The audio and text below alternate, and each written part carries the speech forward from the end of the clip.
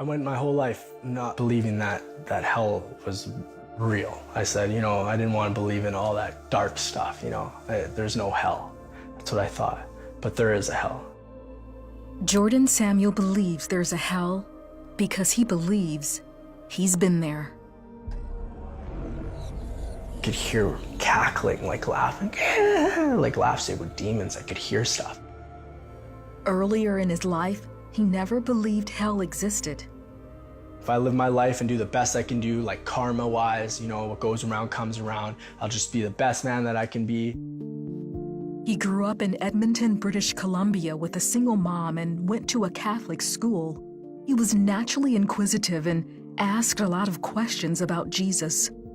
How could one man come and just die for me? And, who is this guy? And for that, he was kicked out of class. But my third time getting kicked out of class, I remember saying, you know what? I never want to know this Jesus guy. Whoever he is, he just gets me in trouble and I just get kicked out of class and no one wants to give me answers about him and this is how people treat me. I don't want to know. His mom married, and for the next 15 years, Jordan says his family life was great. Then his mom and stepdad divorced. Jordan was devastated. The only way he knew how to deal with the pain was to rebel. So whether that was drinking and driving with buddies and underage driving, stealing cars and, getting stereos and having the thrill of, almost someone catching me, but not quite. For the next 4 years, Jordan continued his reckless behavior. But he wanted to turn his life around, so he stopped selling drugs and started working for an oil rig company. I was making really good money at a really good house. After work one day, Jordan decided to smoke some pot. He didn't know the pipe he used was laced with crack cocaine, something he had never done before. Jordan was sure he was dying. I can feel my heart going boop, boop, boop, boop, boop, boop, boop, boop, boop, boop, slow it down, boop, boop, boop, boop, boop, and then boop, boop, boop, like fluttering. Jordan believes in that moment he went to hell. All these women and all the things you think you want in the world, money, cars, success, all these things that I had, and I was driving, I was just loving it. And then all of a sudden this car broke down. All of a sudden these women turned to huge, huge demons. And it earthquaked. And I look behind me and I can hear screaming, it's all red and black. Turn around, get out of here. It sounded like people burning, people that were just burning, that couldn't find a cure or a fix to anything. It was just the worst. And I remember being afraid, gripping the steering wheel. And then all of a sudden it was like, I'm back to my body in the trailer room.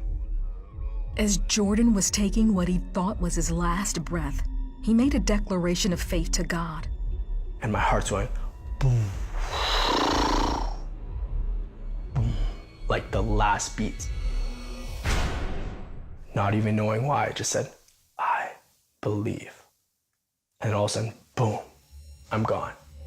That's when Jordan says Jesus pulled him out of hell and took him to heaven. He was all in white. He was in a robe when I saw him. And he looked at me and he wears a crown on his head. His eyes are fierce like fire, but there is no like color, just bright looking at me. And he just is